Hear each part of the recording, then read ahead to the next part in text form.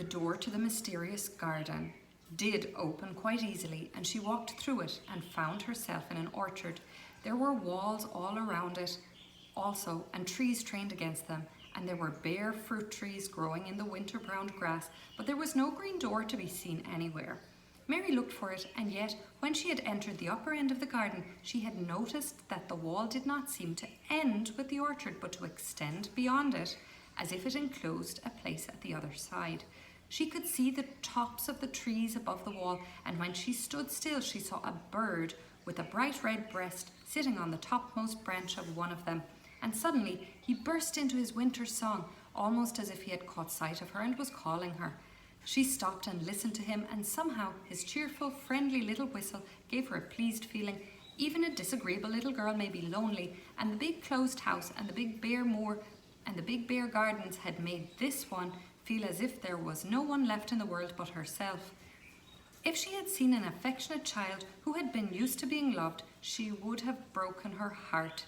But even though she was Mistress Mary, quite contrary, she was desolate, and the bright-breasted little bird brought a look into her sour little face, which was almost a smile.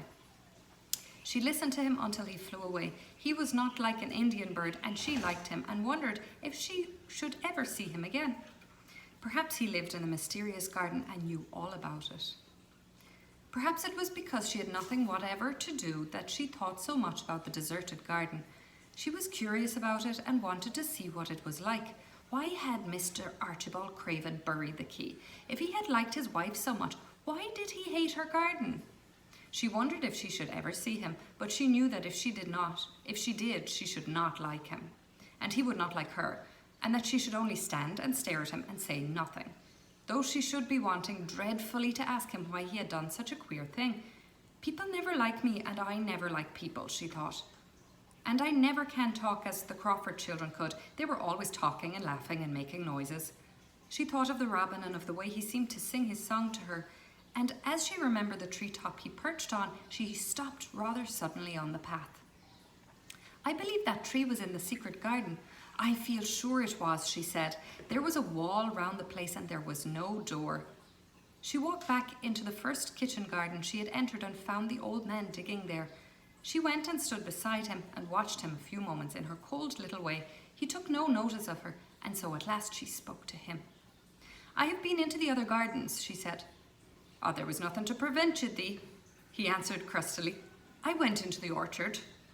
There was no dog at the door to bite thee, he answered. There was no door there into the other garden, said Mary. What garden? He said in a rough voice, stopping his digging for a moment. The one on the other side of the wall, answered Mistress Mary. There are trees there. I saw the tops of them. A bird with a red breast was singing on one of them, and he sang. To her surprise, the surly old weather-beaten face actually changed its expression. A slow smile spread over it, and the gardener looked quite different. It made her think that it was curious how much nicer a person looked when he smiled. She had not thought of it before. He turned about to the orchard side of his garden and began to whistle. A low, soft whistle. She could not understand how such a surly man could make such a coaxing sound. Almost the next morning, a wonderful thing happened. She heard a soft little rushing flight through the air, and it was the bird with the red breast flying to them, and he actually alighted on the big clod of earth quite near to the gardener's foot. Here he is, chuckled the old man, and then he spoke to the bird as if he were speaking to a child. Where's the bee, the cheeky little beggar, he said. I've not seen thee before today. Has thee begun the courting this early in the season? That to forward. The bird put his tiny head on one side and looked up at him with his soft, bright eye, which was like a black dewdrop. He seemed quite familiar and not the least afraid. He hopped about and pecked the earth briskly, looking for seeds and insects. It actually gave Mary a queer feeling in her heart because he was so pretty and cheerful and seemed so like a person.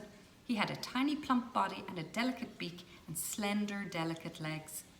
Will he always come when you call him? She asked almost in a whisper. Aye, that he will. I've knowed him ever since he was a fledgling. He come out of the nest in the other garden, and when he first flew over the wall, he was too weak to fly back for a few days, and we got friendly. When he went back over the wall, the rest of the brood was gone, and he was lonely, and he came back to me.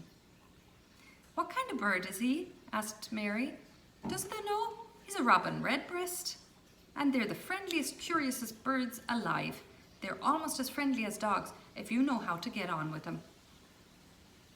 Watch him pecking about there and looking round at us now and again. He knows we're talking about him. It was the queerest thing in the world to see the old fellow. He looked at the plump little scarlet waistcoated bird as if he were both proud and fond of him. He's a conceited one, he chuckled. He likes to hear folk talk about him, and curious, bless me, that never was his like for curiosity and meddling. He's always coming to see what I'm planting. He knows all things Maester Craven never troubles himself to find out. He the head gardener, he is. The robin hopped about busily pecking the soil and now and then stopped and looked at them a little. Mary thought his black dewdrop eyes gazed at her with great curiosity. It really seemed as if he were finding out all about her. The queer feeling in her heart increased. Where do the rest of the brood fly to? She asked. There's no knowing. The old ones turn 'em out of their nest and make 'em fly, and they're scattered before you know it. This one was a knowing, and he knew it. He was lonely. Mistress Mary went a step further, and then nearer to the robin, and looked at him very hard. I'm lonely, she said. She had not known before that this was one of the things which made her feel sour and cross. She seemed to find it out when the robin looked at her and she looked at the robin. The old gardener pushed his cap back on his bald head and stared at her for a minute. Art thou the little wench from India? He asked. Mary nodded. Then no wonder thou'rt lonely. Thou'lt be lonelier before thou's done, he said. He began to dig again, driving his spade deep into the rich black garden soil, while the robin hopped about very busily employed. What is your name? Mary inquired. He stood up to answer.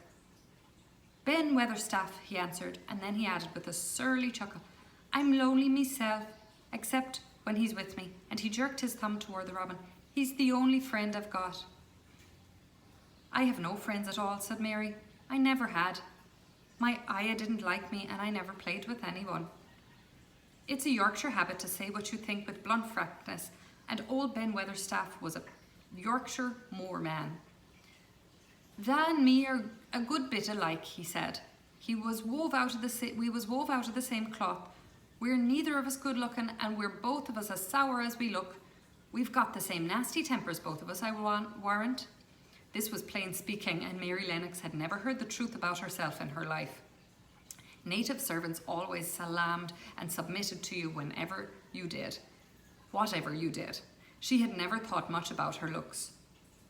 But she wondered if she was as unattractive as Ben Weatherstaff, and she also wondered if she looked as sour as he had looked before the robin came. She actually began to wonder also if she was nasty-tempered. She felt uncomfortable. Suddenly, a clear, rippling little sound broke out near her, and she turned around. She was standing a few feet from a young apple tree, and the robin had flown onto one of its branches and had burst out into a scrap of a song.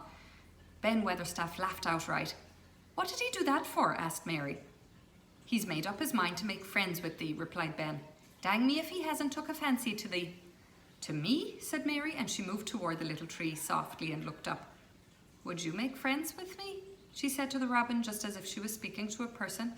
Would you? And she did not say it either in her hard little voice or in her imperious Indian voice, but in a tone so soft and eager and coaxing that Ben Weatherstaff was as surprised as she had been when she heard him whistle. Why, he cried out, "Thou said that as nice and human as if that was a real child instead of a sharp old woman. That said, it's almost like Dickon talks to his wild things on the moor." "Do you know Dickon?" Mary asked, turning around rather in a hurry. "Everybody knows him. Dickon's wandering about everywhere. The very blackberries and heatherbells knows him. I warrant the foxes shows him where the cubs lies, and the skylarks don't hide their nests from him."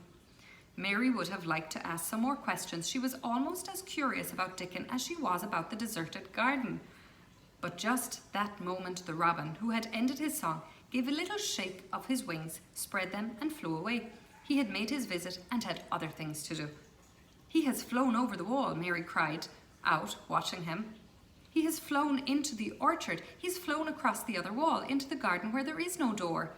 He lives there, said old Ben. He came out of the egg there. If he's courting, he's making up to some young madam of a robin that lives among the old rose trees there. Rose trees, said Mary. Are there rose trees? Ben Weatherstaff took up his spade again and began to dig. There was 10 years ago, he mumbled. I should like to see them, said Mary. Where is the green door? There must be a door somewhere. Ben drove his spade deep and looked as uncompanionable as he had looked when she first saw him. That was 10 years ago, but there isn't now, he said. No door? Cried Mary. There must be. None as anyone can find, and none as is anyone's business. Don't you be a meddlesome wench and poke your nose where it's no cause to go. Here, I must go on with my work. Get you gone and play you. I've no more time. And he actually stopped digging, threw his spade over his shoulder, and walked off without even glancing at her or saying goodbye. That was the end of chapter 4. That was quite a long one. We will continue on with chapter 5 next. Have a great day. Bye-bye.